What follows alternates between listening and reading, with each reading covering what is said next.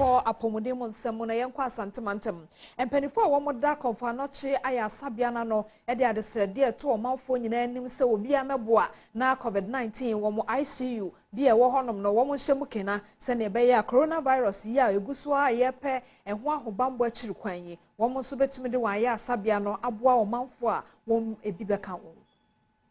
Mpanyinfo a wɔnom ɛwɔ Komfo Anokye ayaresabea de adesrɛde ato Ghanafoɔ nyinaa anim sɛ wɔmmɛyɛ wɔnom mmoa na wɔnom intensive care unit a wɔde asi hɔnom sɛ wɔde bɛhwɛ COVID-19 yareɛ no ɛmfa nneɛma emegu hɔnom na wɔntimi nyɛ adwuma yie. Chief Executive Dr. Ahweneba Owusu Danso ɛna de saa nsɛm yi to dwa na wɔkyerɛ mu sɛ intensive care unit a wɔnom ɛwɔ no wɔnom betumi de mpa 25 asisi hɔnom nanso sɛ mmienu pɛ ɛna ɛwɔ hɔnom a ama adwuma no ayɛ dini yie de ama wɔnom paa. Wɔkɔso akyerɛ mu sɛ Adom Forestry Commission no abɛyɛ ama wɔn no wɔnom de ba ɛbrɛ a na wɔnom ehia paa.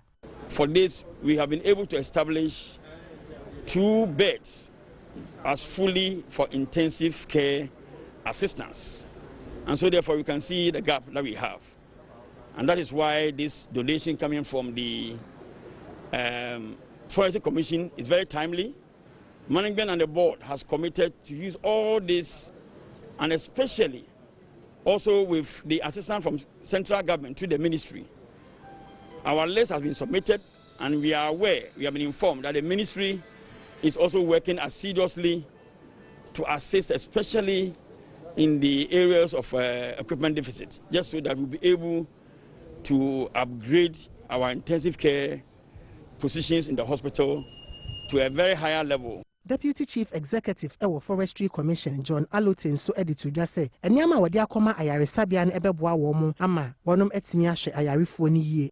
This is not the only place. I must say that we've already donated items to Legon Hospital and Achimota Hospital, as well as the Achimota Police Station. This donation, especially the infrared thermometers, they are items that you don't find easily around this area.